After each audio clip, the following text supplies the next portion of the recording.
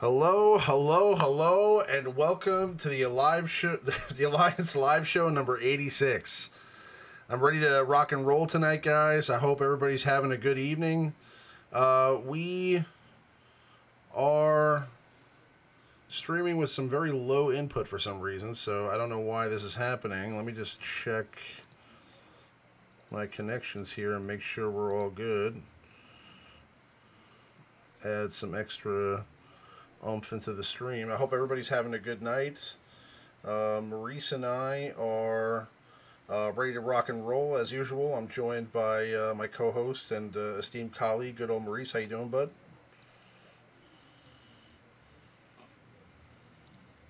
Joined by hello, friends. co-host and yeah, we didn't have a chance to go yesterday, guys, and I'm glad that all you that are here tonight are able to make it. And for those of you that can't make it, you know, we will be back to our usual time next Sunday.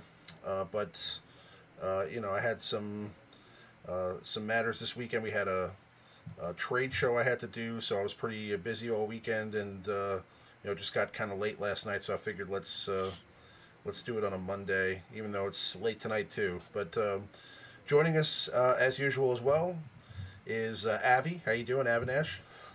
I'm doing.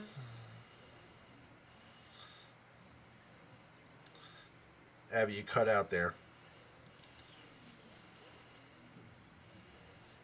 You there? We're offline. Uh-oh. Are we? Mm-hmm. Entirely? And we're back. Mine Okay, says, we're back. Mine says we're good. Whatever I did, you know what it is? I usually have like like the internet set up, and then I have the backup with the Wi-Fi, just in case for some reason the cord pops out or something. We're still live, you know. But so now it seems like the backup has brought the strength of the stream back up to normal, so we should be okay. But if you guys notice any issues, please do let us know. But yeah, seems like we're ready to go. Wouldn't be a good live stream without some technical difficulties, so you know. Let's move on though. So we've got a couple interesting things to talk about. First and foremost, I want to talk about General Grievous. Okay, so let's pull him up. I'll show you my sweet looking General Grievous. I did without any thought put a Zeta on him, and not on his leader, because I would I'm looking at something else now. That personally, I wasn't looking to make this General Grievous Droidica B1 team, because I know I'm not going to have Droidica for a little while. I know I'm not going to have B1 done for a while, even though B1 seems like he might be a character that you can use at lower star levels and lower gear levels, but we'll get into that in a minute. The reason for me gearing up General Grievous to dust off my Jawa Engineer, my HK-47, my IG-86 and my IG-88 or B2, and just kind of put together a nice second tier droid team for like TW and GA. And that's kind of where I'm looking at it with this. I mean, I never had the expectation that Grievous was going to jump into the meta and start taking out Revans. You know, I'm glad to see that it's possible. But overall, I was just looking to get Grievous to be good enough to be a support character as an attacker on another squad. You know, because I'd like to see that whole droid team with Engineer and HK kind of be usable again. And that's really where I'm at with it. You know, I wasn't expecting to put together this separatist team. I just think that, obviously, you know, Grievous getting any kind of love at all, I'm interested. I'm all in. And it seems like the Metaloid atrocity was worth it. You know, whenever a droid or separatist ally is defeated, Grievous dispels all debuffs. I mean, this kind of can be used outside of that faction or outside of that separatist team. So that's why I put the Zeta on it. But, I mean, what are your guys' thoughts? I mean, obviously there's a lot of mixed feelings about this right now. People are upset. People are trying to defend it, saying that the team actually is pretty good and can still beat Revan teams. It just doesn't hold that well on defense. I mean, what are your thoughts about it? I mean, it can beat Revan, just as long as B1 doesn't get marked. You know, if B1 gets marked, you're kind of SOL. But it's a good Grand Arena TW team. I think the community kind of tried to make it out as a Revan killer when I don't think the devs ever really advertised it as the answer to Revan. They did show some footage. I guess that's another issue.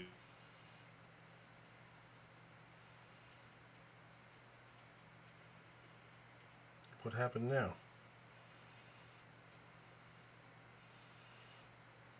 It'd be the Jedi counter. But, you know, it is what it is. It's a good team. It's a very, very big investment for a good team is what it is. It's just a good, solid team. It will help you win some Grand Arenas for sure, as you'll have an extra team to just to win. I mean, just to beat almost everything. You know, you could comfortably use, you know, something else to kill Revan if you have to, because then now you have General Grievous to take that team's spot with, you know, like if you want to use your CLS, you want to use your Rey, you want to use your Treo, whatever the case may be to beat Revan, whatever you used that team for previously, General Grievous can just slide right in there as one of your like B+ teams. So it's a good team. I think the community is a little under.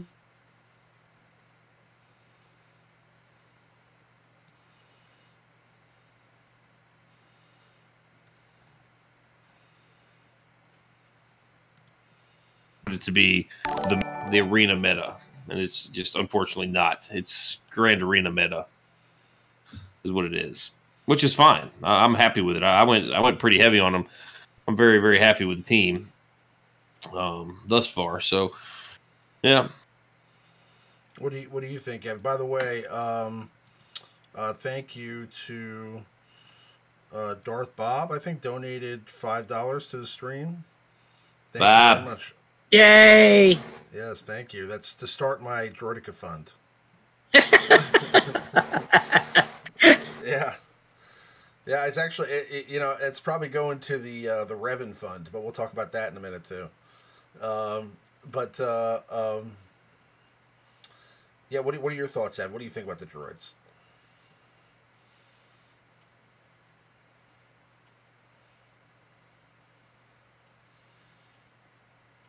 Kind of see what happened, and I'm kind of glad I did.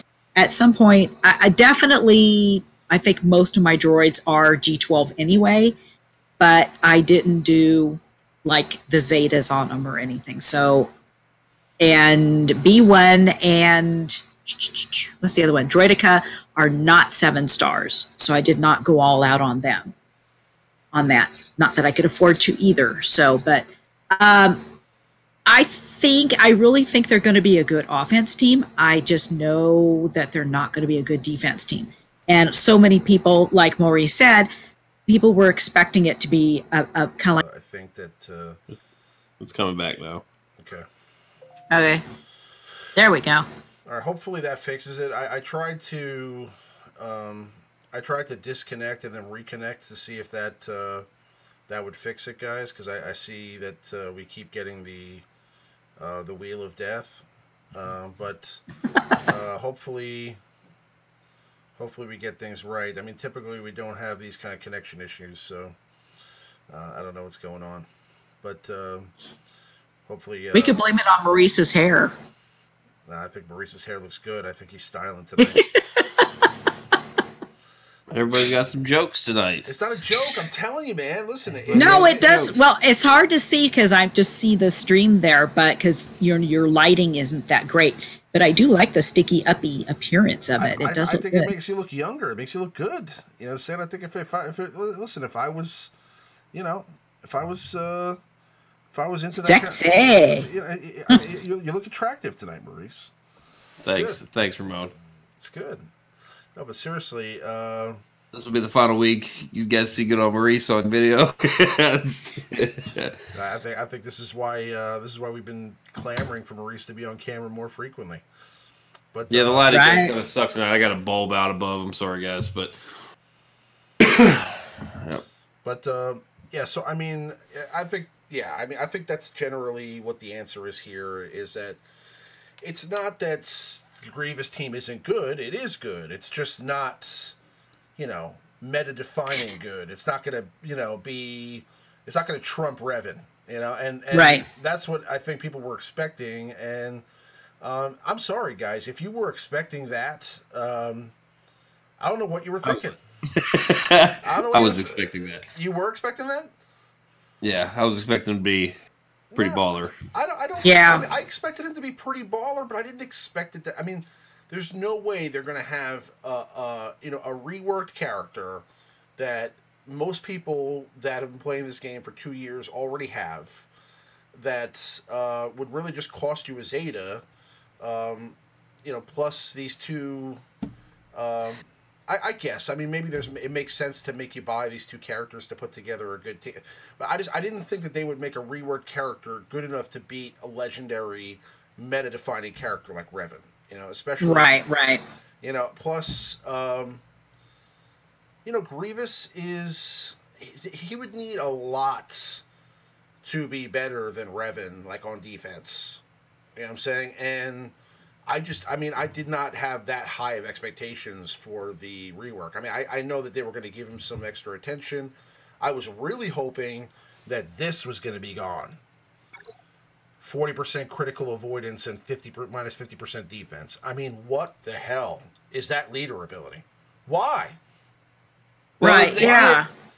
Why? They did dump that god awful special he had, where he just like did health down the end. Yeah. They kind of incorporated that into his basic attack, so that was good to see. They actually gave him a useful ability in place of that. That little creepy crawly move he does is pretty cool. The animation for that's pretty awesome. Creepy crawly move. The creepy crawly move is cool.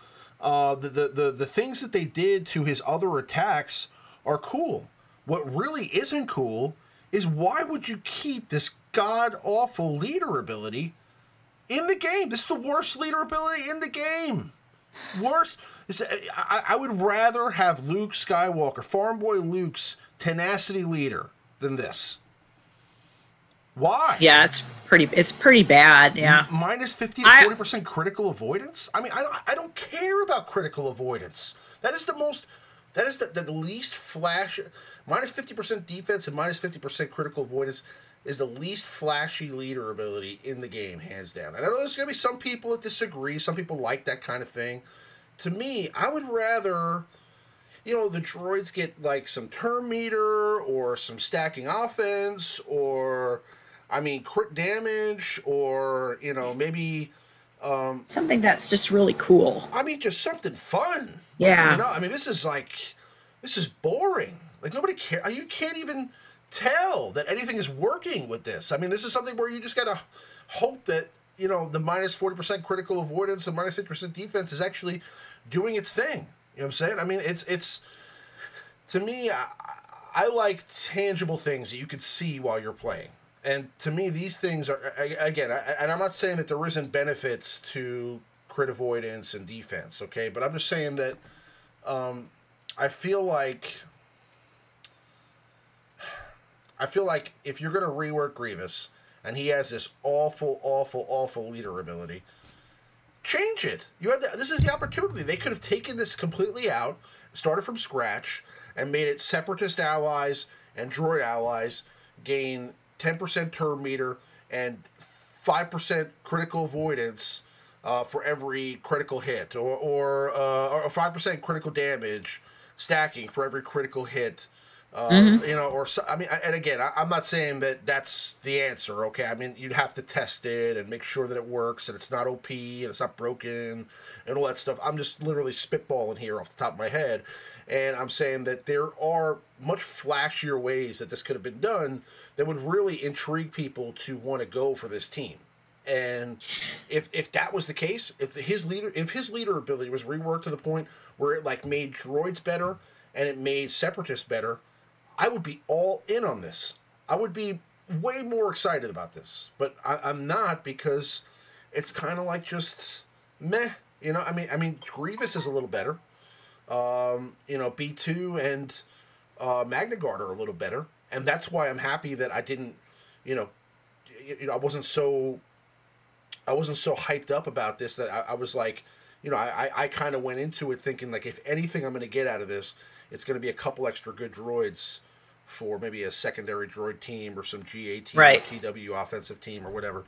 And that's kind of my thought process behind it. But I mean, yeah, I wish that this leader ability was better. I agree. It's gonna definitely look at, okay, are we going to keep him as a leader, or when HK gets his big thing, that, you know, possibly even use him as a leader. Maybe that will be more viable and just have Grievous on the team, or be able to split it and have HK on one and General Grievous on the other. But in either case, they're going to be crappy on defense. And with General Grievous in the lead, you know, he may end up getting stuck with the lesser of the droids and separatists, while HK may get the better teams in that sense. But, you know, it's just, you never know. They may end up coming out with something that synergizes them even more, sort of like how the scoundrels, you know, because some of those scoundrels and OR tunes that came out, you're like, oh God, these things are horrible. And then they just stick, you know, have like a tune or two that come out, and it's like, ooh, look at that, they're viable now. Well, one thing they could do, which would change things a little bit, is maybe rework the Geonosians. Oh, I would love them to rework the. I don't know why, but I like the Geonosians. I don't know why, but I do. I think they're cool. I've done really well in TW with the Geonosians on like CLS teams and stuff. I've taken down CLS teams. I even took down a JTR team once with them, and it was like, woo, yay! If they rework the Geonosians and gave them some sort of synergy that made the separatists all better, add Geonosian Queen, add Geonosian General, maybe rework Poggle the Lesser and give him a Geonosian leader ability, you know, where it's not just really geared towards droids. Right, yeah. That would be cool. That would kind of, and then you could have other separatists in there. You know, rework Sunfac. I mean, Sunfac's kit's already good. You know, it just kind of needs a little bit of love to get to be meta again. I agree. It would be awesome if he had like an auto taunt to begin with. That would be a great start, and that would be a huge hit for the Geonosian / Separatist team. So I wish he could get a passive taunt. You know, like something where, like, if you like kind of like Kenobi, where if like you crit one of his allies, you know, he taunts, or if right, you know, if you I mean, you know, if you AOE, you know, he taunts. Like if you do damage to more than one character on an attack, or I mean, I don't know. I'm just trying to think outside the box here, but I'm just saying, like, you know, it'd be cool if they created some sort of passive taunt for Sunfac. But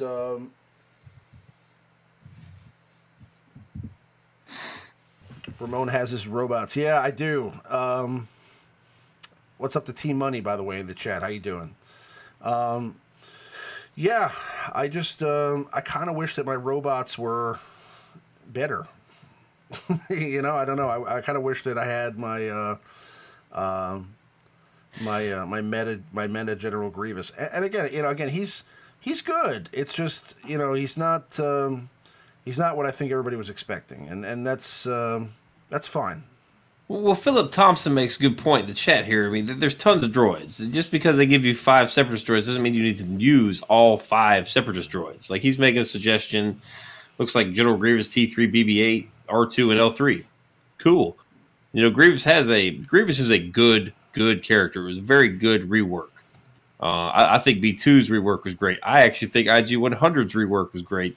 It's just Droideka and B1 at, you know, 3 and 4 stars, really tough to get the full gist of the Separatist thing. And the problem with them is they are super, super slow.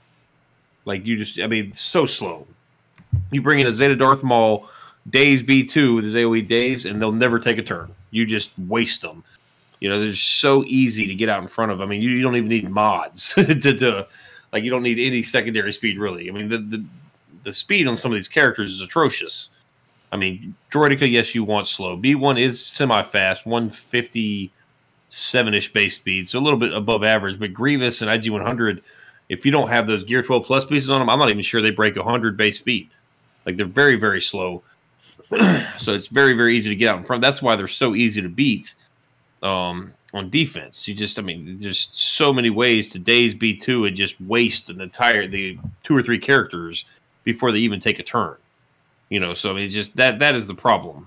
They did give B2. B2 does fuel lots of turn meter for the team. So if you neglect to daze or stun B2, he will get them going. But if you neutralize B2, they don't take any turns. They just don't go. That's the problem. And that's, you know, HK-47, you could throw a couple of them underneath him, but, you know, it's really difficult to crit. You know, but I guess it's really the same thing. I mean, negative 40% crit avoidance, and I think HK-47 gives, 30% crit chance. It's just the other way. So I guess it's technically similar-ish, but I just don't think we found the team for it. I mean, the team's been out for a day, and everyone just cast it off and labeled it as garbage, you know, pretty much before Droidica was even available. You know, people were just like, oh, this is terrible. This is an outrage. And we didn't even have Droidica yet. Yeah. So I mean, this is going to take time to develop this team. It's very difficult to mod. It's tough. And like Grievous, you get those 3 plus signs there. If you really want to use Grievous, you're going to need all 3 of those plus signs full. You know, that you really need all those Gear 12 plus pieces. You got the 2 med packs there, and then the 2 furnaces. I mean, that's 25,000 health in those 4 pieces alone. I mean, that's a lot of what you need for him. The 25,000 even. So, I mean, that's huge amounts of damage for him. I do hope that they continue to go down this path, like have damage scaled off something else other than physical damage. That's a cool element. Lots of these games like this, you know, the characters have stats. You know, they all kind of get bonus damage based on defense, based on their, you know, attack, based on their speed, just based on other multipliers other than physical offense. So that would be cool. From a mod nerd perspective, to have these type of elements come into the game. I do like them, the health-based offense. I like that a lot, so that's cool. Yeah, no, and I agree. I think that Maurice is on the money. You know, it's kind of early to tell because again, there's still some other combinations too that we really haven't seen tested, and you know, there's some droids that are really good now that weren't available during the last droid meta. You know, we have T3 now. You know, we've got L3 now. There's some other combinations that could really work. And again, I'm not talking about just to defeat Revan in Arena. There's so many other facets to this game now that, I mean, you need to have good TW teams, good Grand Arena teams. And maybe that's not flashy for everybody, but at the end of the day, I would be very pleased with a very good offensive or defensive GA and TW team, like some team that can beat the Night Sisters or some team that can beat, you know, the Scoundrels. I mean, you know, there's if we were able to create a counter for an existing GA TW team with the droids that got reworked and maybe some of the other existing droids in the game, I think there's a lot of value there. So, and you have to look past PvP. I mean, just look at Grievous's kit. He has stacking health elements, and then his damage is based off health. I mean, he's going to be a fantastic raid character. Some of these Separatist droids will be very, very good for the raid. You could even use them in the Sith raid with a little bit of practice, because Grievous does have that 10% stacking potency. If you guys have ever used like the Kira with Mission Zalbar team in P2, you will land dots with Mission just because her potency stacks so high. It actually competes with Scion's tenacity in that phase. And that's no different here. You could eventually maybe land some debuffs from B2, maybe fuel some turn meter. It's far-fetched, but I mean, it's not out of the realm of possibility. There are raid scenarios here that's going to be very good. To go after them, no, don't do it. It's way too big of a gear investment. It looks like they're all trying to get me to gear up General Grievous the rest of the way. Guys, we're going to get to this discussion here in a minute about why I'm not going to do that. And again, I mean, maybe eventually. Yes, maybe eventually. But and I have gone pretty deep. Okay, so yes, I understand that there's a point where you just want to finish it up, but I think not tonight, and I think that there's something else coming that might require this gear. So if that's the case, I want to save it because in a few weeks, I think that I'll be applying this gear to possibly a different character. So, besides that, just to also recap here, they're suggesting that we change the name of the show to the Regom Show. You want to do it, Maurice?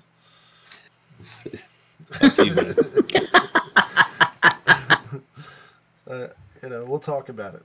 But let's go to the next topic. So, as I was saying, I think that it's pretty clear that Darth Revan is coming. Okay, so I mean, we were really kind of theory crafting Malik because I just didn't think that they would release Jedi Revan and then Darth Revan like simultaneously like that. But obviously, there's been some footage that's indicated out there that there is some sort of test character being worked on with 3 Zetas. And, I mean, could it still be Malik? Yes. But the consensus is that it's Revan because the character next to him with a Zeta is also HK-47. And HK-47, in that photo from McMull's video, has a Zeta. That's another thing to talk about with droids. I mean, maybe when HK gets reworked, I don't know if it'll be all geared towards just being with Revan, or there'll be some benefits to droids with that too, but whatever. Because HK-47 is getting a Zeta, and he's going to be kind of paired with this new character that's being tested, a lot of people think that, because HK has the relationship with Darth Revan and not Malik, that it's going to be Revan that is the character that's coming out to be the either legendary or Hero's Journey event with Juhani, Bastila Fallen, Canderous, and Karth Onasi. So I pulled up where I'm at with these characters right now. I got my HK-47 to Gear 12 because, for this and for droids, because I said I want to put together my, my fun droid team and see how they do. Mm-hmm. But what are your guys' thoughts? I mean, do you think HK is getting reworked and we're getting Darth Revan in a couple of weeks? Yeah. I'm really hoping that HK, that the rework for him. Honestly, the droids have kind of sat back for way too long into the background, and they need to come forth and show off their shiny metal is what they need to do. Yeah, I would like that. I love the droids. I mean, just I do too. Yeah, I love the droids, and I've tried to make them work. And I got L3, got super excited. I've got Zetas on 88, L3. I haven't taken the T3 plunge. I haven't even started working on that droid yet. But I now have a 5 Zeta Grievous team. I've got Zetas on IG-100, Droidica, Grievous, B1, and B2 now. So I've got all the droids. I'd imagine if I was on the droid server, I'd get one of those ranks, useless Discord ranks that show you how committed you are to a faction. Yeah, I'm up there for the droids now, and I like all the Zetas. It's just individually they're all great Zetas, but I'm having a real difficult time putting together like a good team with all the Zetas. So maybe HK will tie it all together. That would be great. That would be really great. So. Yeah, it would be. Spartan, what's up, man? Spartan, you're up late this evening. Yeah, I kind of feel like I kind of feel like HK-47 and is getting that rework, and that we're going to be getting some Darth Revan here. Do you think that this is going to be a hero's journey, or do you think it's going to be a legendary event? If with as long as we've had to farm Ordo, Darkside Basila, now if they're going to make it, if they're going to make some money off it, they almost have to make it a hero's journey, right? Just because everybody will scramble to get Karth and Juani. Just I don't see them really doing this as a faction specific situation, right? If it was Malik, it could be a legendary. If I think Malik could be a legendary, I don't think one Revan will be a hero's journey and the other won't. So yeah, I'm thinking they're both are probably going to be the same. Ooh. I mean, are you surprised that they're releasing another Revan so quick? I mean, we've never gotten the second half of a hero's journey yet. This is the first time that we would get that, right? Like, I mean, we had CLS's hero's journey, we had Rey Jedi Training's hero's journey, now we had Revan's hero's journey, and we've never had like a second iteration of that. We haven't gotten Return of the Jedi Luke yet. We haven't gotten the next iteration of Rey yet. So this will be the first time they've done that, and they're doing it literally within months of each other. Isn't that kind of odd? It is, but it's not. I think what they're trying to do is to keep, as a game goes on, they put in more and more and do more and more to try and keep the interest going, and they keep one-upping it is what they're trying to do. Luke's Jedi Luke, I don't think they're going to do until Endgame. I think that's kind of like the final song in terms of the last character being released, or close to the last character being released, or the major character being released. I think that's like what everybody's looking forward to, and they're going to hang on to that for as long as they possibly can. In the meantime, Revan is in a different game, but the other characters like Rey and Luke are in the movies, so that might be something different too to look at. Yeah, we don't see the numbers really either. I mean, they might have, they've milked this KOTOR stuff to death, and they could just be kind of maybe trying to rush it out of here and kind of move into the Clone Wars phase, starting with these separatists. Maybe we do get some clone reworks. Maybe they rework some of these god-awful Galactic Republic characters like Plo Koon, and maybe some of these other characters that were, just there's so many characters in this game that are tied into that Clone Wars, era. I mean, who knows? Who knows what we get next? I mean, they've got new television shows now out. They do have a new movie coming relatively soon. There's a lot of things that they can move towards, and regardless of what you think about the old game, you've got to be getting tired of Revan in this game. So I agree. Yeah, of course, I really do think they've run that into the ground now. Just kind of ushered out of here quickly. Instead of giving us a fifth character, HK could be the fifth character for this one. Just boom bang, get it done. On to something else. Mm-hmm. I think that's what they're doing. I think we're going to get another Revan. I think HK is going to be the fifth character, and I think that's going to be it. I wonder how good he's going to be, because, I mean, are they going to really make the Sith the meta again for the next 6 months? Are they going to literally go from Sith to Jedi to Sith again? Because he has to be pretty darn good to beat Jedi Revan, and I think that if they're going to release this character, I mean, he better be good enough to beat Jedi Revan. Yeah. What I mean? Yeah. So he's going to have to be meta.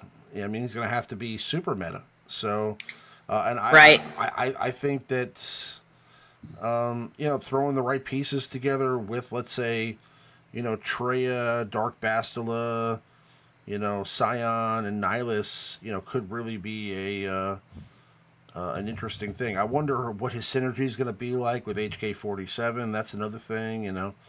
It's a lot of factors to think about here. I think it'd be fun, you know, if they have the Jedi Revan and the Dark Revan, and if they're both meta, it's going to be nice to have something different rather than Jedi Revan against Jedi Revan against Jedi Revan, on and on and on against the same thing. But having the dark side one is just the fact that we're going to have different characters, and to be able to use them against the light side Revan. And so I don't know. It's just to me just going to be nice. I get tired of seeing the same thing right now. My arena ranks are really suffering because I'm just like, ugh, I'm going to throw up every time I look at one. Yeah, I just open it up. I don't even want to play. I'm just like, ugh. Yeah, Screw exactly. the crystals. I'm going to go do something else for the next hour. This is terrible. Yeah. Yeah, when I go in, most of the time I do win. But it's such a slog fest in doing it, and it's the same thing over and over again. And it's like, wow, man, I'm just so tired of this. You know, and it's like I could be like 9 or 8, and then the next morning I'm like rank 72. Mm-hmm. And I'm like, really? Heaven forbid you try something out other than Revan. Yeah. Golly, I look for those. Of course you do. Give me something else. Win or lose doesn't matter. You just want to play something different. It doesn't matter. Like, yeah, exactly. I left my droids in one night. Oh man, what a mistake that was! I was just, oh, yikes.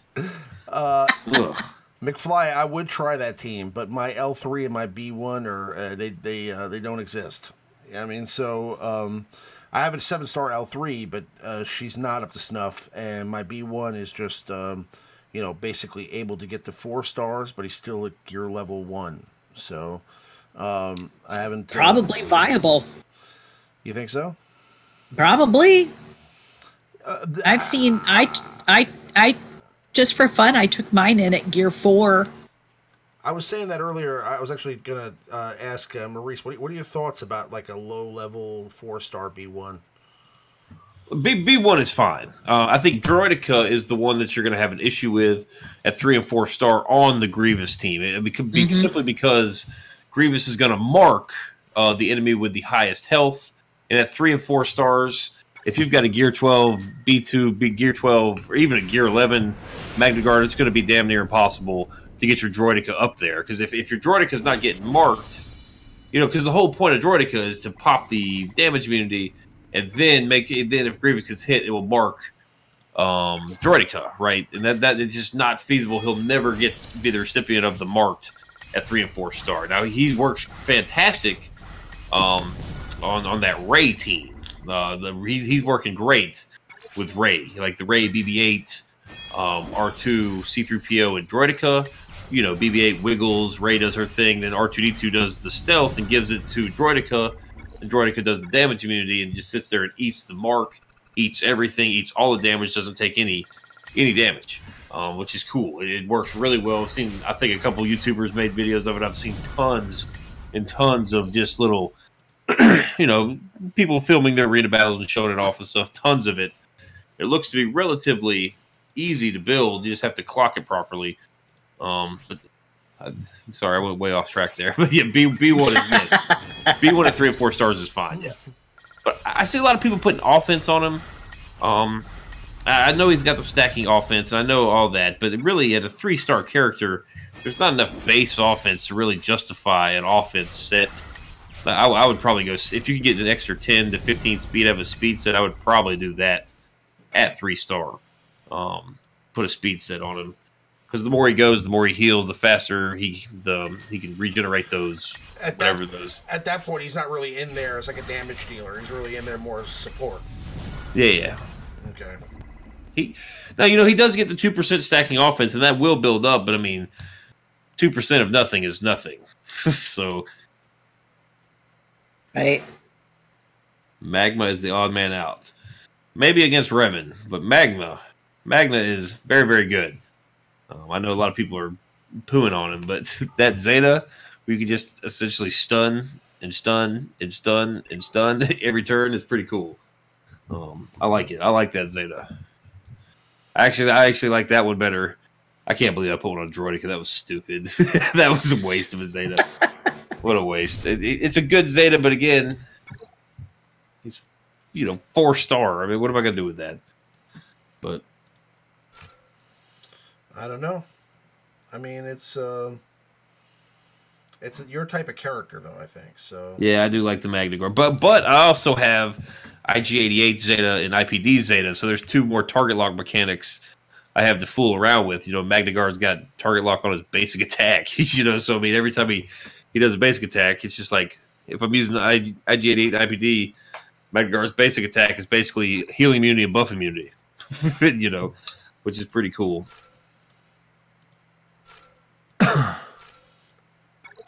So I'm going to go into a galactic war battle with McFly's team here because he wants to see it. And I'm probably going to lose these characters because they have no health or anything. I mean, he's already lost. He's only got 12 stacks left already.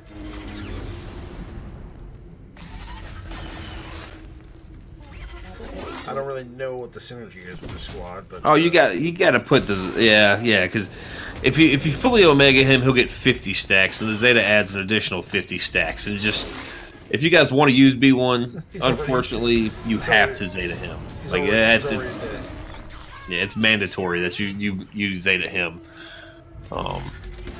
Just is, unfortunately. The rest of them you can kind of get by without the Zeta. B2s you probably will need to fuel the slow droids, but yeah, so they died. But that's kind of my thought process behind the whole the whole Revan thing. I think that I think it's coming. I think you should get prepared if this is something that you guys want. Again, I think it's going to be behind a paywall. I think that any of you that are not already prepared for Revan or don't have crystals saved are probably going to be in a situation where you're going to have to farm very rapidly or buy packs. And they'll probably have some similar packs to what they had when the Jedi Revan event was available. And that's kind of why I haven't really pressed getting Canderous or Bastila to 7 stars. I could have probably had them both at 7 stars by now, but I've been slowly farming them, just waiting for Juhani and Karth to become available, because I know that I'm going to get a pack, and in my first roll, I'm going to get 50 Bastila shards, and I'm going to be at 7 stars, and then every time I get Bastila, it's just going to be food for the shard shop. So I'm just kind of taking it slow with them, because I know when I do eventually have to buy a couple of these packs, and I think it'll be probably around, the same price. I think you'll probably be looking at, between $250 to probably get these characters to 7 star. And depending on how good Revan is, there's some value there, because not only are you getting Revan, but these 4 characters are really good. Canderous is good. Juhani's good. Bastila will probably be a character that you will use, kind of like the Bastila you use now for Jedi Revan. You're going to use Bastila Fallen, most likely, with Darth Revan. And Karth is also a very good character as well. Karth's leader ability kind of makes that Old Republic team with Canderous. Warrior actually made a real good point the other day on the Jedi Academy. He says, that Zeta on Bastila, the dark side Bastila, looks pretty god-awful, right? Oh, yeah. But if this new Darth Malak / Revan mystery Goring guard character we have, if there's some element in his kit where when they shed Foresight they get X, that Zeta might not look too shabby anymore. So, I mean, you guys are going to want probably the 3 Zetas for that mystery character, and then have a couple in the bag. Much like with Light Side Revan, you don't have a good Revan team unless you have that Zeta on Jolee too. So really, when you get Revan, you need 4 Zetas, 3 for Revan, 1 for Jolee. And I imagine this team is going to be the same. You're going to need an extra Zeta or 2 that you don't currently have to kind of spruce it up and make it the top team, if you will. Yeah, I think I've only got like 2 or 3 saved up at the moment.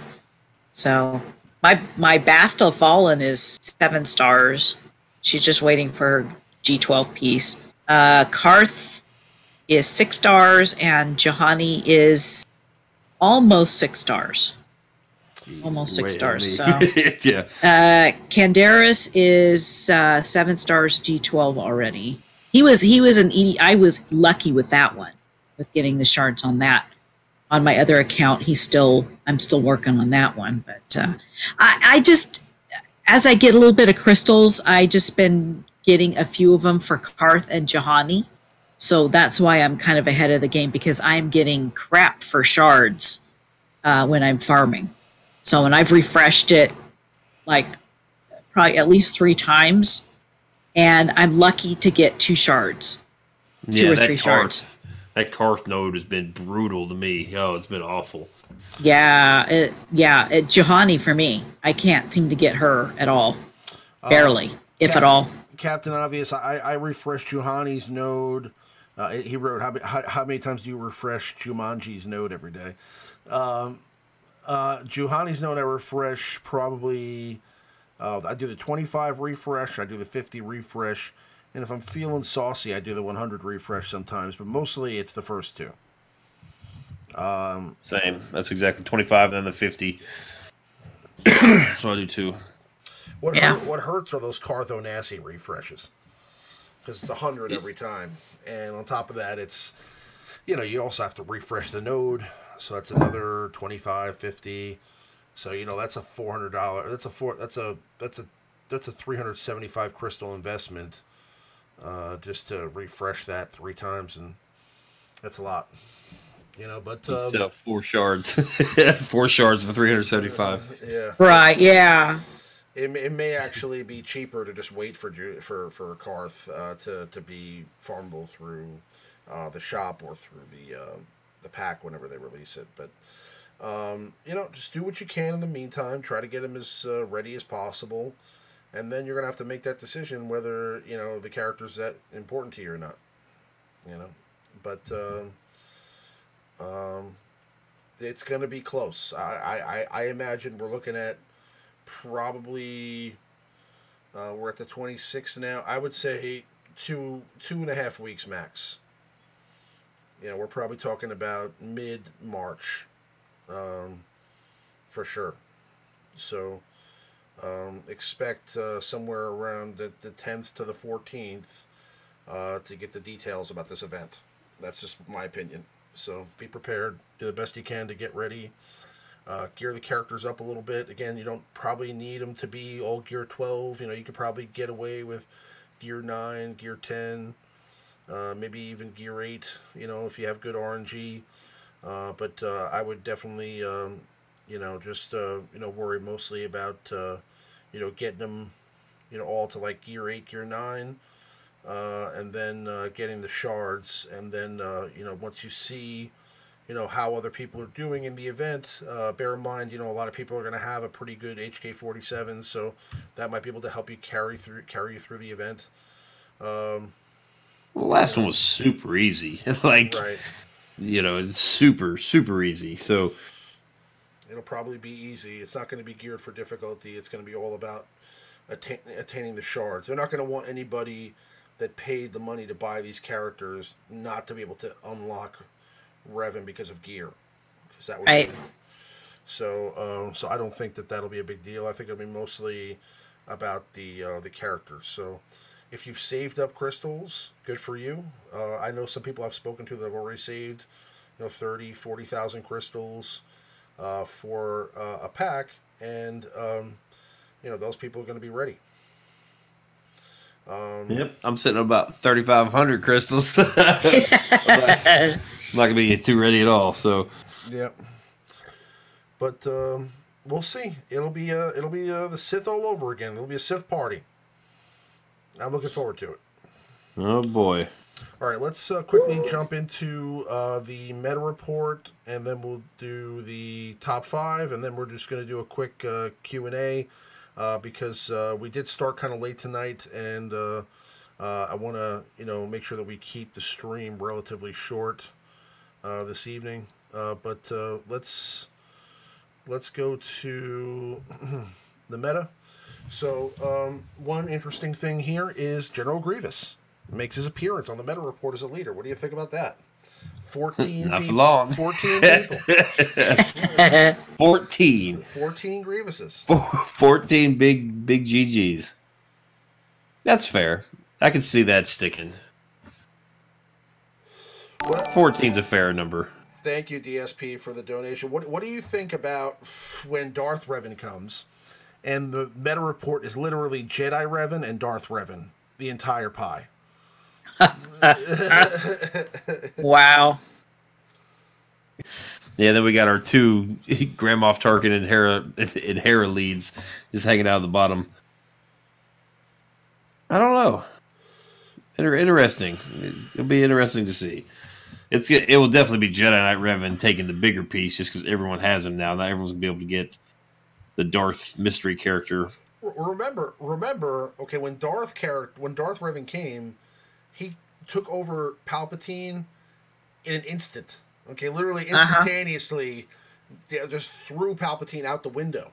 Okay, so I mean, there were a lot more Jedi Revans than we thought. So I would not underestimate the power of the Revan character coming to this game.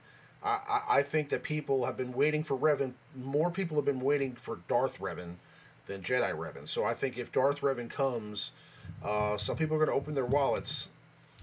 So we'll see. We'll see. I think there's going to be more Darth Revan than you think. But that is the top 10 leaders at rank 1.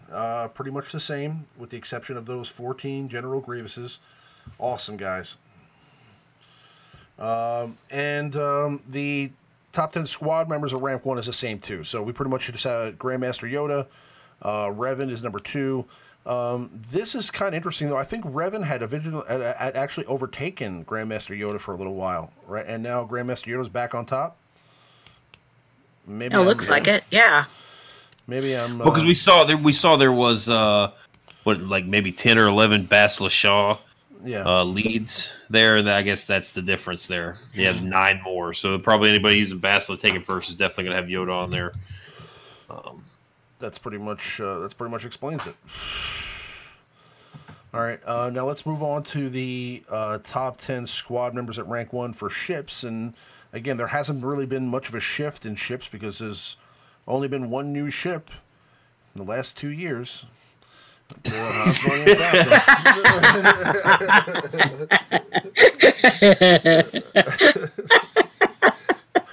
Hans Millennium Falcon just strikes again.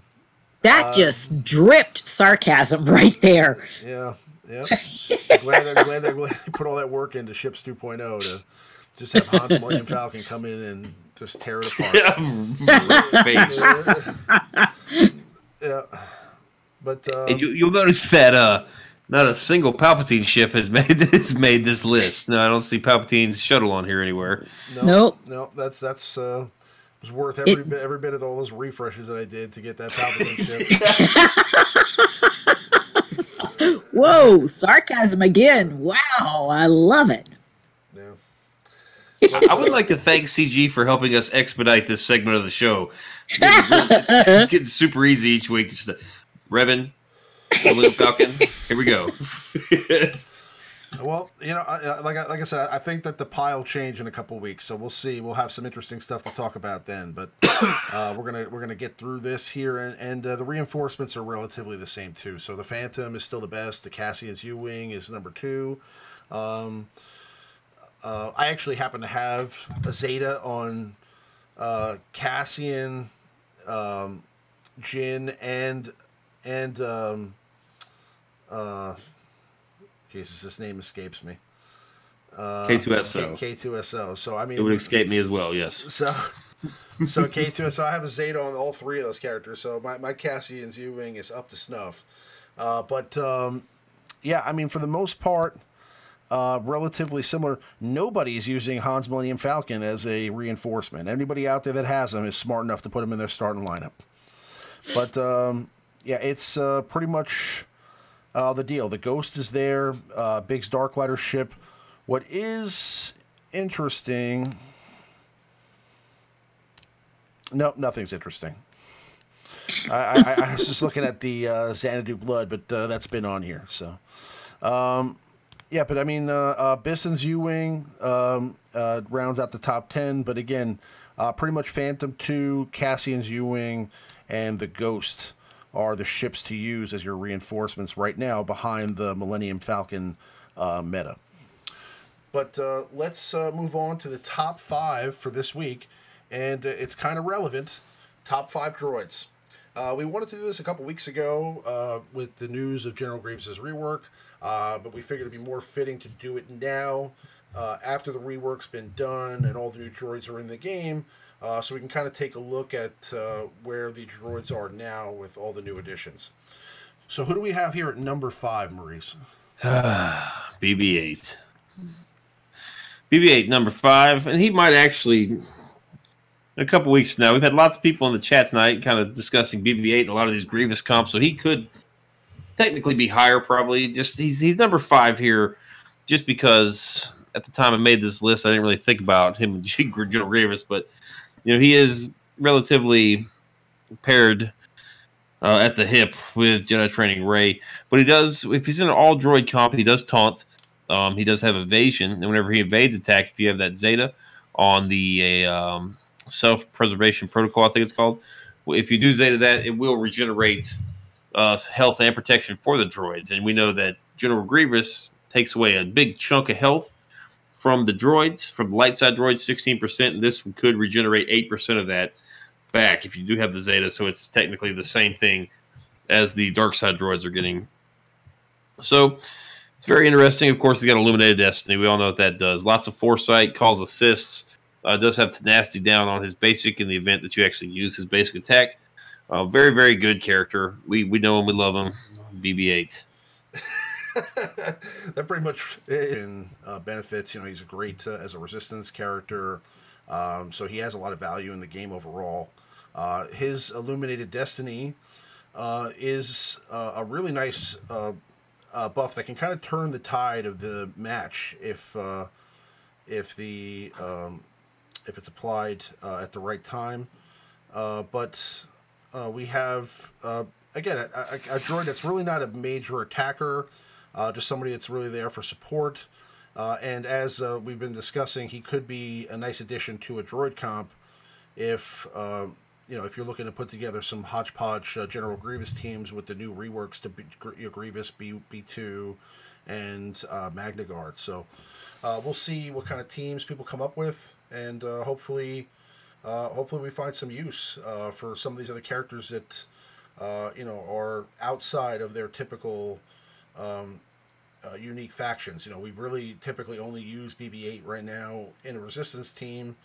It'd be nice to see him used outside of that in some other team, and see if you can utilize him somewhere else to put together a nice secondary comp. But I use them as a foot pillow. My husband gave me one for Christmas, like a huge, big shaped BB-8 pillow.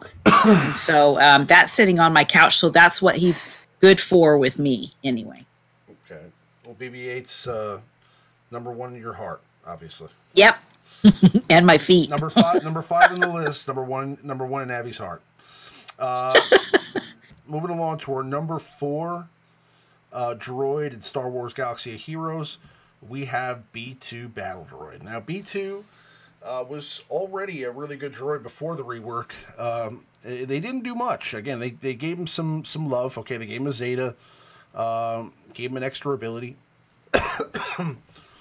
But he is one of those characters that just through the time in this game always adds value as, let's say, a 5th on a lot of different comps. You can put him in to beat a lot of teams that are buff heavy, because he dispels, obviously getting the turn meter bonus 40% of the time. To give him 100% turn meter makes him a character that you don't necessarily need to mod for speed, even though I have, and don't look at my mods, we don't need to talk about that.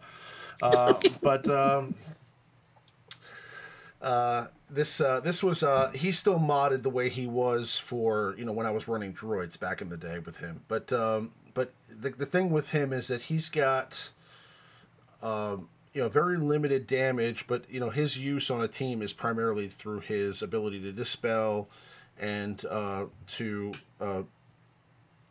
kind of keep the buffs off the other team. His main reason for being in the game initially was to be kind of an anti dodge character. This is going back to when Old Ben and Count Dooku were the leaders in the arena and the meta at the time, and they released B2 to kind of be a counter to that. So overall, just a great droid and a nice addition to any droid team, and really a lot of teams out there if you're looking for a fifth utility character. Well, he's the best dispeller on a separate. Like if you put him on a separate team, he's the best dispeller in the game. Just had that 40% chance to reduce his cooldown if a separatist or droid gets damaged or gets evaded. So I mean, it's he just basically spams buff immunity and dispels all over the place. Yes, he doesn't go through foresight, but if he gets dodged, he gets the opportunity to go again. Because so it's really great character. I think Ramon and I've always loved this character, and now people are really. I hope people that haven't really. He's not a very sexy character, right? He's kind of boring, very no damage, but just I think if you miss the B2 meta, you have no interest in him, and I hope maybe people will grasp how good he really is now. Now that we've got this Grievous rework and the Separatist kind of coming kind of into the fold here. So hopefully people get to really play around with him and see how cool he is. That is our number 4 droid in Star Wars Galaxy of Heroes. Moving along to our number 3. Who do we have here, Maurice? Oh, let's see. I realized, much to McFly's dismay here, I forgot to put L3 on this list, guys. So, whoops.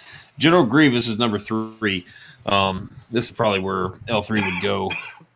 But General Grievous number 3, reworked. Big damage, guys. Big damage if you put those Gear 12 Plus pieces on like we talked about earlier. Damage based off health. Does have a leadership ability that provides miscellaneous things. Ramon really likes the leadership ability. But he does an AoE target lock, which is very cool. There's lots of target lock mechanics in the game now. Even outside of the Separatists, you've got IG-88, you've got IPD, you've got T3. So it's cool that this target lock mechanic really has just blown up now. Of course, the skittering horror. Ugh, what a interesting name for an ability. Yeah. But that move will remove health from a debuffed enemy. So if you are fighting Revan with this, and you somehow can land a debuff on Jolee, you'll go in and suck down 10% of Jolee's health, which is a lot. Probably in most cases going to be 5k-ish. And then it's going to give Grievous 10% health to him, which will further increase his damage, making him a very interesting raid character for the future. Just a pretty decent rework. Good solid rework. Not arena meta like we talked about earlier, but just now a very, very useful character as a lead or support.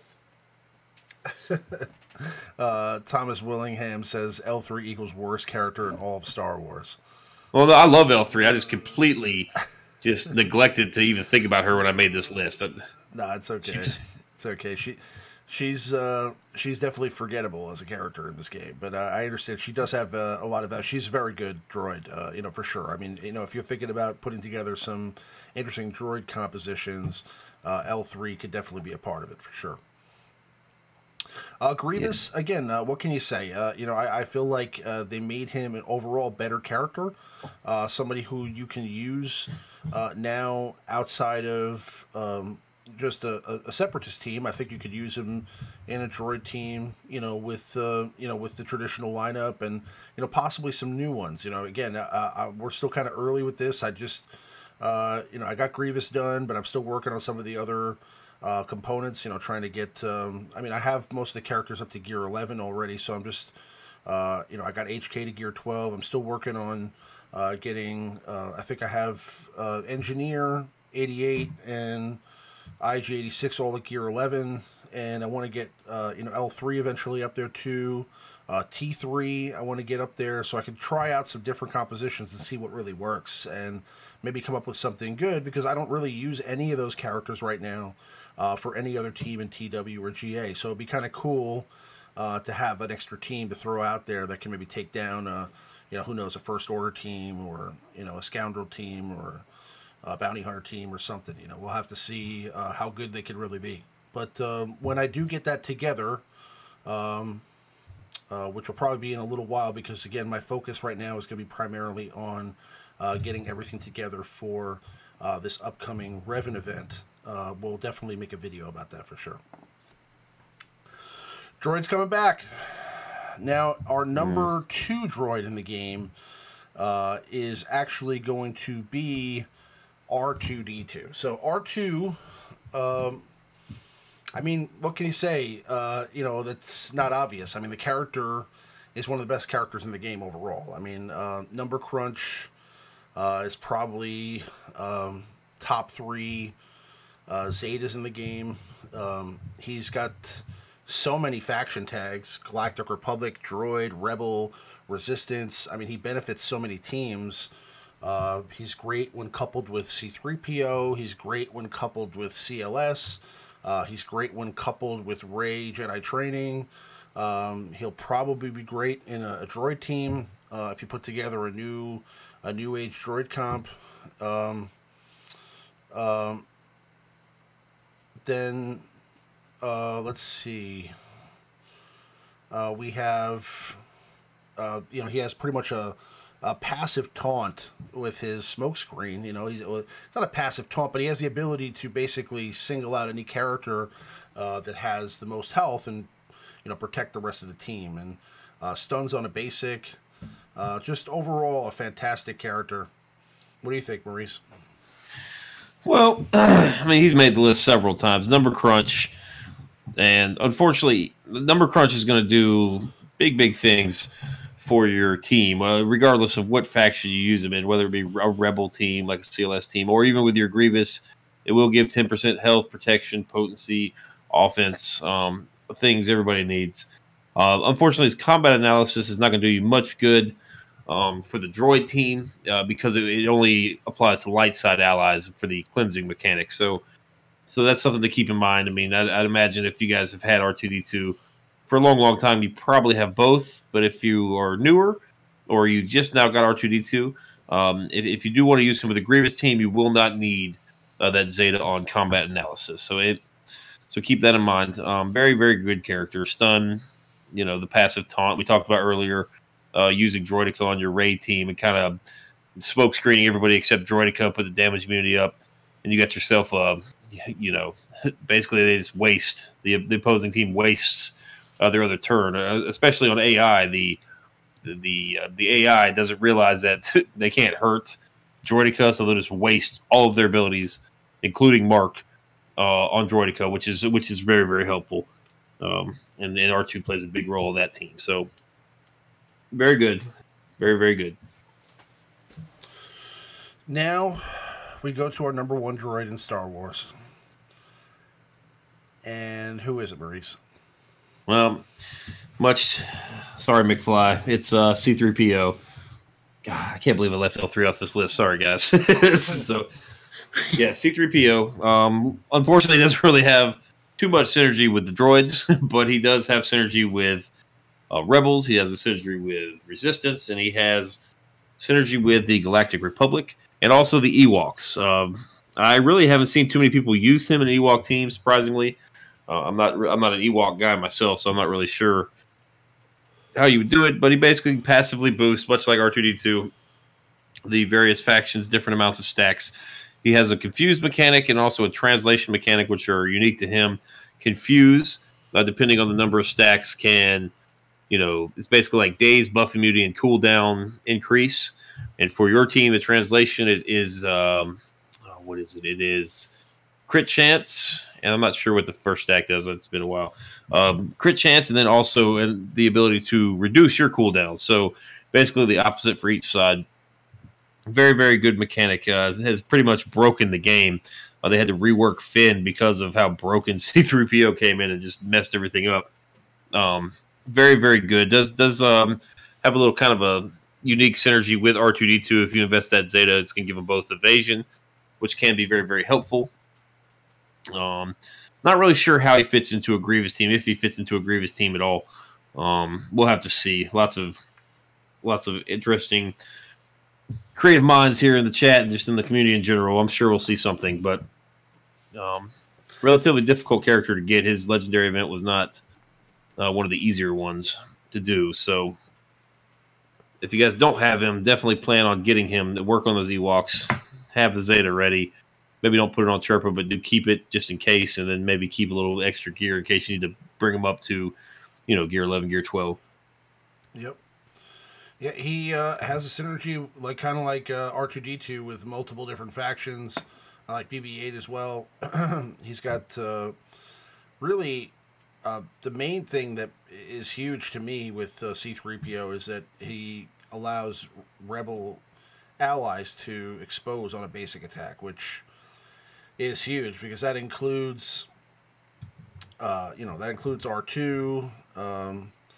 That includes, CLS, Han, who double attacks. So, I mean, it's just kind of insane that they did that. But it's a great addition to Rebels, a great addition to Resistance. It's still yet to be seen how he will affect a droid team. But overall, as a droid, he's definitely one of the best in the game, and possibly the best. So that's why he's up here. Definitely, one of the better new characters that's been added, and he is pretty hard to get. So if you guys don't have him yet, you definitely need to utilize him there. He's also like Mr. Wonderful saying here in the chat, really good with the Jin team because Jin provides expose as well with her leadership ability. So it's kind of exposed city when you're putting together, Jin and C-3PO in the same lineup. So it's interesting, but overall, definitely one of the best droids in the game. We do have an honorable mention, and it is Droideka. So why is Droideka the honorable mention? Why is he up here? Very, very unique kit. Has 50, you want to run him super slow. He's got stacking offense, or not, stacking damage based on the difference of speed. So if you put 0 speed on him and you attack a fast character like Revan, you're going to do pretty significant damage. As damage immunity, which unfortunately can be dispelled, but that's only fair, I suppose. The Zeta will provide lots of assists, and he does this thing called true damage, which, much like Chewbacca, he'll do his physical damage, and then additionally, you'll see like a white number underneath that damage. That's going to be the true damage, and it can't crit, but it can't. It's based on the that's the difference in the speed there. And I'm not sure. I think it might ignore armor, perhaps. I'd have to look it up. But he does have the special ability, which based on the number of charges he has on his head. Basically, anytime he takes a turn before he goes, he gets a stack of charge. I think it's called charge. Yeah. Yes. Yeah. So, and that's second, or his first special that he has. If he's got 5, 6, 7 stacks of charge on his head, he'll use that special. He'll do physical damage, and then he'll do 6, 7 of the white damage numbers for the true damage. So that can really, it's got one-shot potential for take out a lot of characters with that move if you time it properly. So he's going to be a very good character, guys. Once it becomes farmable, once people can get him 7-star and really keep him tanky enough to kind of survive the battle, he's going to be a real pain to deal with. He is kind of the missing link. The droids were missing damage, is what they were missing, and Droideka and General Grievous do bring a pretty significant amount of damage with them to the table. So they're more of a well-rounded faction with these two now. For sure. Honestly, I don't know much about Droideka other than he seems to be pretty good with his damage. Obviously, he has the ability to stick that force shield around him, which protects him. And his synergy with the Separatists seems to be kind of essential to put together that squad that we're talking about. With Grievous and B1, I think that you kind of need to have a Gear 12 well modded droidica to make that team really beat Revan teams out there, if that's what you're looking for to get out of that lineup, you're going to need to get droidica up to snuff. And um, again, he's just a character that I think could be interesting down the road as well. Just again being a droid, I think as we get some of these droids geared up and we try out some different compositions, who knows? I mean, he may work up well with, let's say, an HK lead and L3 and General Grievous and maybe V2 and I don't know. Maybe there's some composition out there if modded correctly, where droidica can be used outside of that kind of a scheme. But for now, I think he's probably relegated for the most part to this separatist team. So, but we'll see. There are some really smart players in this game that will try out different compositions, and I'm sure we'll see some interesting droid comps over the next few weeks. But that will round out the top 5 for this week. So I hope you guys enjoyed that. Top 5 droids for Star Wars Galaxy of Heroes. Please do like and subscribe if you do like that kind of thing. And make sure to click the bell icon for notifications when we go live. So what we're going to do is we're going to move back into some gameplay here, and while we do that, we're going to do our Q&A. So this is typically that time of the stream where if you have any topics you'd like to discuss, if you have any questions you'd like to have asked, if you haven't already typed them into the chat, you can do so now, and we'll try to get them all answered before the end of the stream. And I know Nathaniel Morgan had a few questions. I know I'm just going to take one now. I believe he asked us what the strategy was for TW for Alpha, and we actually kind of changed it up recently. We decided to start individualizing assignments a little bit. I believe Avi actually was kind of instrumental in this. Avi, you want to answer that question? Oh, wow. Okay. Well, let's see. We're going to put General Grievous in every single zone. No.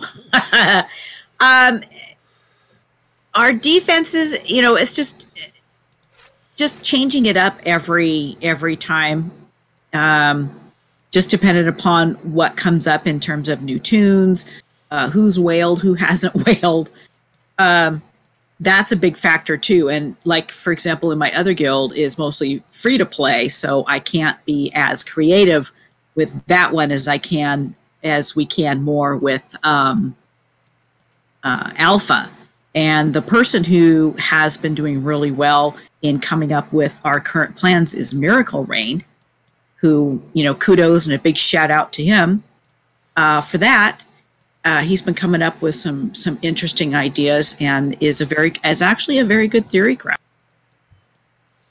And I'm very proud to help him out and get everybody set up and start cracking the whip on everybody.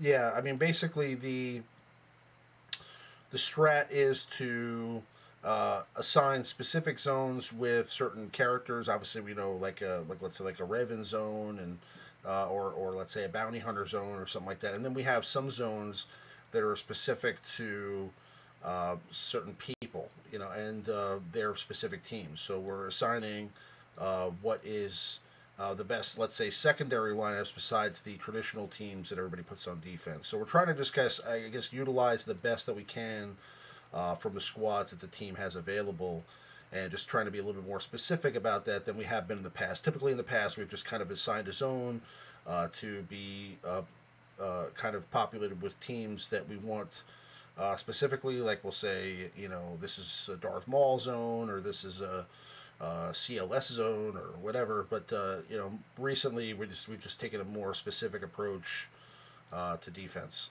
So I hope that answers your question. All right. Let me see what we got here. I don't know. Mr. Wonderful, type it again just in case I don't have it. I don't know if I have it. Okay. We'll start at the top here. Stonewall. I've been debating First Order Officer versus Special Forces TIE Pilot on crew team. How do you guys feel about it? I have all my First Order gear 12. The 5th slot on your First Order team is really determined on how fast your old school Kylo Ren is. If you have a blazing fast Kylo Ren, then you don't really need the First Order Officer. I'm talking about blazing fast, like 250 plus. Then you add the 30 from Crew's leadership, put him at 280. Preferably, depending on how long you've been playing, what your GP is. Goal. I mean, the ultimate goal is to have him 270, so you have a 300 speed Kylo Ren. The AI works well with him too because they'll favor the AOE. It feeds Terminator team. But if you have a slower Kylo Ren, then you probably want to do First Order Officer, make him fast because he does have a much higher base speed. And he can kind of facilitate the team. Special Forces TIE Pilot or First Order TIE Pilot, if you do have a fast Kylo, is good for the 5th slot because Special Forces TIE Pilot does have an AOE. If he crits all 5 times on the AOE, he'll basically go again. He's got an assist, just more ways to get First Order Executioner going. And then First Order Officer, or the old TIE Pilot, First Order TIE Pilot, he can double tap, so that's 2. He is a slow character, but if he double taps, crits twice, he feeds a lot of advantage to himself, feeding protection, feeding protection, regeneration, health generation, and also getting the 40% crit or turn meter because he crit twice. So, if you get a fast Kylo, you can definitely put in one of the pilots. If you don't, definitely stick with First Order Officer. Anybody else have an opinion on that? Yeah, you pretty much said what I was thinking about. Yeah, I hogged that one. Sorry. That's McFly. All right, McFly. First question. Revan Sith team, Dream Team, the Triumvirate, Bastila, and I guess Darth Revan. That would be a good team. It depends on HK-47, right? It depends on what. I mean, if you're talking about all Sith, then yes, that's the team. But I mean, it depends on what Darth Revan's kit's like. I mean, he may not synergize. In those pictures that I saw, I didn't see Traya anywhere. Nor did I. And that was kind of interesting to me because I thought to myself, like, I mean, maybe he doesn't synergize with Traya for some reason. Maybe Traya is the better leader. Maybe Traya lead with Darth Revan as a support character. We don't know. Yeah, it's tough to speculate on that because I mean we don't even know what the character is. Right. We do, but we don't. Like I'm pretty sure it's going to be one of 2 characters. And a 3 Zeta character is generally pretty good. I mean, every character that has 3 Zetas in their kit has been meta for a significant portion of time. I mean, Rey was meta for a while. CLS is still arguably meta with Han and Chewie. You got Revan. Am I missing one? I think that's it, right? Yeah, that's it. Yeah, so I mean, all of those characters have played a significant role in the metas, when upon their initial release. So we'll see. We'll know more about that very, very soon. So save your crystals. Okay, we got 2 questions. They're identical, so I'm assuming they are going to be the same person. Jacob Baxter / DSP asks, should I hold on to gear over 800 Carbonis? Jesus, if you have 800 Carbonis, you're a better man than me. And Zeta's 6 for Darth Revan, or gear up the Kira Stall Karth team. Darth Revan. Darth Revan. Yeah. Because something I learned myself when I got the light side Revan, well, I had most of the gear hoarded for him. I only had 1 Zeta to give him. And like the arena, even though my mods were better than, probably 60% or so of my shard, I was having a real hard time because I only had 1 Zeta versus 3 Zetas. If they make those Zetas, as powerful on the new Gamorrean Guard character we're getting as they did in light side Revan, you're probably going to need all 3 to get the best team. So, and then again, like we talked about earlier, you're probably going to want. You said you got 6. I would save them all because you might need the Dark Side Bastila one. You might need the HK Zeta. You might put a Zeta on a character like Savage or somebody else that might fit on that team that you didn't even consider. So there are a lot of those Sith Zetas. Even like a Palpatine, even his unique Zeta, that could come in handy. You don't know. We don't know what's coming. I would save everything. If you're getting top 10 in arena, you're getting first, preferably. Like, you don't need to really gear up a Kira team. So, I mean, if you have Revan, you don't need Kira for the raid. Karth's team is cool, but it's not very good defensively. I mean, it's super easy to counter. And so is Kira. I mean, these are just, I don't know. They're great teams. I love Kira, but you're talking like TW Grand Arena teams, whereas this new Revan is going to be hopefully the arena meta, which will also translate to Grand Arena. 800 Carbonies. You're a crazy, crazy man. Oh, I won't tell you how many I have. Carbonies? I can tell you how many I have. 13. 13 Carbonies. 1,197. And right, that was just because I've been hoarding. All right, McFly. He's been hounding us for us. All right, can we please go over the unique for L3? The unique Zeta. You guys savvy on the unique Zeta? I'll pull it up right now. Basically, what it does the same thing that Revan does, right? But it's not quite as noticeable because they don't get 100% turn meter, you know. So and full. Usually when it triggers, you don't even really notice it. Would like kill a character. Like, let's say you take a squishy character like IG-88. He's got a full health bar, but we all know that full health bar consists of, 500 health. So, like a simple basic attack can kill him. But but it only looks like it took half the damage because it brings him all the way down, then instantly shoots him back up. You don't really even notice, and it's used that unique mechanic. I haven't really tried him too much with the Grievous team, but I would assume that each droid gets one chance, unlike Revan, where it only gives it one time throughout the course of the battle. Let me double check here. So basically, if L3 still has full health, and a droid ally goes down to 1% health, they're going to get, let's say they're about to die, she's basically going to give them a full health bar. She basically gives a character a revive. Mm-hmm. And if it's a long, drawn-out battle, L3 does have stacking max health on her basic if she's prepared, so she's just going to stack her max health, just making that equalized heal. It's a Barris Hermit Yoda type heal when a droid goes down to 1%. So the higher her health pool, the more she will heal. It looks like, the first time each other droid ally is reduced to 1% health, they equalize health with L3. So that means the other 4 droids in the team each get a get out of jail free card, which is pretty phenomenal. So yeah, I will say she seems like a really good addition. I think her and T3 are probably going to be 2 of the better utility characters for a droid team. I mean, I'm wondering what it would be like to have, like, let's say, maybe like HK-47, either IG-88 or Magna Guard. Maybe you might need for the Dispel, maybe you might need B2. But you still need more offense on there, I think. So, I don't know. But maybe like HK-47 lead with Grievous, L3, T3, and IG-86, or IG-86 is a little too squishy, even at Gear 12. Yeah. Yeah, I don't know. I mean, but it'd be nice to see like some different compositions like that. I think you need some more offense there. Maybe Magna Guard with his rework as the 5th there. But yeah, I think L3 seems like a really good droid. Plus, I mean, she's kind of like the only droid tank. So there's that benefit as well. I mean, she's really like kind of almost a necessity if you're not going to run Jawa Engineer. And I don't know if that Jawa Engineer team Mr. Really... Wonderful, I did get your question.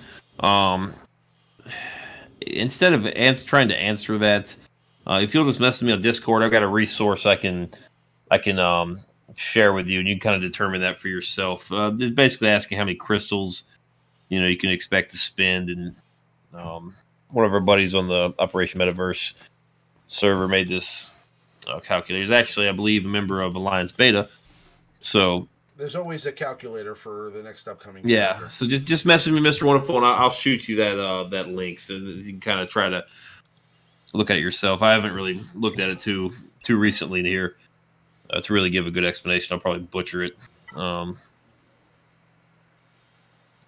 Let's see. We got a few more here. We got. Did you sign up for Grand Arena, Ramon? I did, but I didn't. I didn't put a defense on. Okay, so that's out. Sorry, Nathaniel Morgan. All right. I mean, I just got instantly defeated. So I thought that they pre-populate the defenses that you assigned last time, but they didn't. They apparently took that out because I don't know if there was a glitch or something, or whether it just... Because I found that when they did that, they randomly put a bunch of teams, not anything that was even remotely viable. I will make sure to populate the next round. So if you guys want to see me do a GA at some point, I'll do that. That's not a problem. I just, I'll probably fight this guy. But, I mean, to be honest with you, even if you just kind of sit back and don't do anything and just take it, I mean, you still get some pretty good rewards at 8th place, too. It's not that bad. I'm just not happy that they overlapped it with TW. That's too much for me. Yeah. I can't. I mean, I did not opt in to GA at all. I figure it's one or the other. I could do TW or GA. Can't do both. Like, if they're going to run it during TW, they might as well just run it the full time, like every day. That's a little intense. It's almost like, yeah, I can understand. Like, okay, you stagger it to pair with TVs, right? But then you have PvP every day of the week. And I can understand how that's overwhelming for some people, but the people that do like PvP, you've crammed them all in together, together at once. And you're stressing out for a week, and then it's just like a week of nothing. It's just like craziness for 1 week, and then just like, for the three of us that are on the panel, we're all in bigger guilds that have developed rosters. So TB is really quite simple. It really gets to be very simple after a while. You do it so many times, and your roster gets so deep, you can afford to platoon characters and field good teams. So you do your TBs, especially Dark Side TB, you can auto the first 4 waves of that, in 5 minutes. So then you take like a week off of the game. It's weird. It's weird how they've done this. I find that it gives me time to catch up on the spreadsheets and stuff that I fall behind on. But it's a perfect opportunity for GA to overlap that. For me, overlapping with TW, I help with TW in one guild, and I'm the lead TW in another guild, and I don't have time. I really don't have time to be doing both. So I can't even join. Everybody says, oh, just join and set defense. Well, then I have to actually sit down and think about what defense I want to use, because I'm sure everybody's tired of hearing about it. I've got several accounts, so it's just too much to do. I have to do one or the other. Yeah, and I'm so vicious said, really? I do Grand Arena in like 30 minutes. Not me. I like to sit there and stress out about it. Just basically what I do is I spend an hour and a half literally just staring at the screen. Mm-hmm. And then I make a decision, put one defense in. And then I look at my teams again for some more and pick a second. That's what I do. Yeah. I'm very precise. Today in a hurry, and I'm a little nervous. I lost a couple times. I'm a little nervous that I should have. I'm not going to have time to do it tomorrow. So I'm a little nervous that's going to cost me, but I really like to take my time with it. We haven't started streaming them yet. I streamed one and blew it because, but that's the problem with streaming this. When you stream your Grand Arena, guys, like if you lose one, like you can't just like, okay, guys, that's it. I need to take a break. Like you lose one and then you lose again, you go on Grand Arena tilt, and you just start just pooing the bed. It just like whereas if you just would have lost the battle, turned the game off for a little bit, came back fresh, you probably could have won. But when you're streaming it, that's not really an option. It's people are watching. They want to see the whole thing, and you just it's tough. The blood pressure starts going up and up and up. Yeah. Any more questions? Let's see here. I think we got one more. Okay. Yeah, the good old CLS lead Zeta. Nathaniel Morgan. CLS lead Zeta has my spidey senses tingling. Should I? Will it mess up Chex Mix too much? Oh, I'm not sure if it messes up Chex Mix. No. No, it doesn't. I don't think that, because really, because the mechanic of Chex Mix is Han Solo, and he doesn't really do a debuff unless that turn meter removal counts as well, which I'm not sure if that counts on his basic or not. But it's a good Zeta. It's just really not necessary right now, unless you want to take out Revan with CLS. Then it's absolutely required. But besides that, I think binds all things and probably save your Zetas for this Darth Revan coming up. Yeah, I mean, it's the one I don't have. I mean, I haven't Zeta as leader because, I mean, it's not that I don't want to at some point. I mean, it doesn't hurt to have it. It's just, I mean, there's, I still haven't gotten to the point yet where I wouldn't rather put a Zeta on another ability in the game. You don't really need this one to succeed. You got right. It binds all things is really the only necessity that you have. I mean, CLS functions fine without it. It does improve the team, but if you're really itching to spend a Zeta, spend it on somebody like Karth, like Crew, like characters with like a leadership will really make the team. If you don't have those type of characters, Zeta, right, those are probably better. But that's the last one we got. All right, guys, it's getting late. We're gonna go ahead and wrap it up here. I appreciate everybody hanging out with us on this late night on Monday.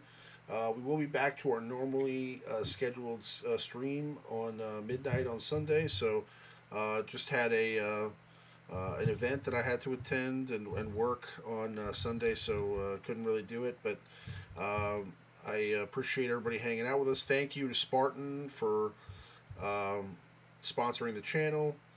Thank you to DSP and Darth Bob for your donations. Thank you to all you guys for contributing in the Q&A segment and for all the chatter throughout the stream. It definitely helps us to kind of stay vigilant and keep it helps us to come up with interesting topics to discuss as well, to be honest with you. So it's great to interact with you guys, and hope you guys liked it. We'll be back next week, but definitely check out Maurice's stream with TMoney on Tuesday, which will be tomorrow night at 9:30 Eastern time. And yes, on the Operation Metaverse channel, which is linked in the description. So definitely go subscribe over there and check out their Tuesday night streams. And I'll be on the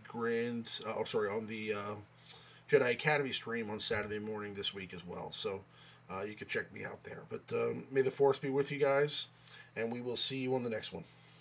Have a good night.